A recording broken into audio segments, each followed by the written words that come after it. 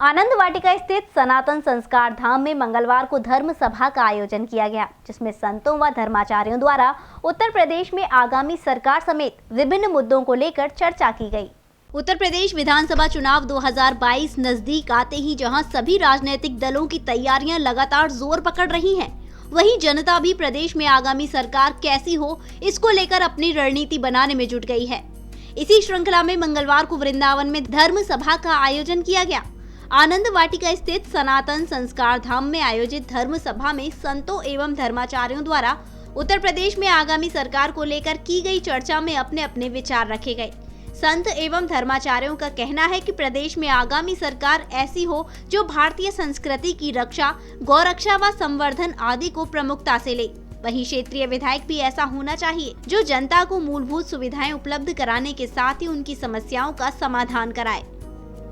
इस धर्म सभा बुलाने का एकमात्र कारण है कि आने वाले समय में जो चुनाव होने वाला है उसके लिए हम संतों का क्या वक्तव्य है, क्या विचार है। दूसरा जो है, आए थे यहाँ पे बंदरों को उत्पात जो होता है, परिसीमन में जो यहाँ के थाना में जो अलग जैत चौकी बनाई गई, उसमें राजपुर वगैरह और यहाँ से नज़दीक जो 1 किलोमीटर दूर मुख्य थाने से वृंदावन के हैं, उनको भी जो है जैत में मिला दिया गया।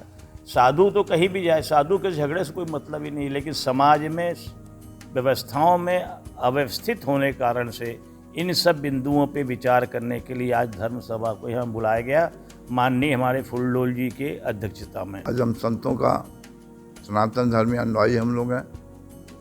सनातन धर्म की रक्षा और सुरक्षा, देश की रक्षा, राष्ट्र की रक्षा, धर्म की रक्षा हमारे योगी मोदी ही कर सकते हैं।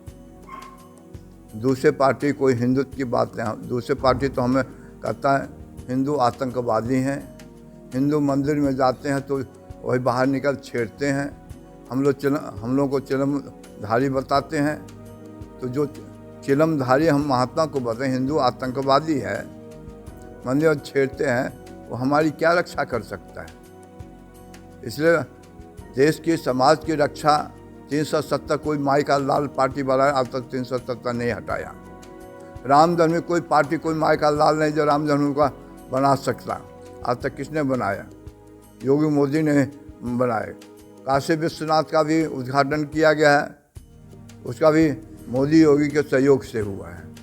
आज की जो धर्म संसद धर्म सभा का आयोजन किया गया, इसका मुख्य लक्ष्य ये है कि जो यहाँ की समस्याएं हैं, उन समस्याओं का कैसे निपटारा हो और देश प्रांत की जो राजनैतिक स्थिति है उस पर क्या होना चाहिए, क्या नहीं होना चाहिए। आज मुख्य रूप से राजनैतिक स्थिति का समय है, क्योंकि चुनाव का समय है।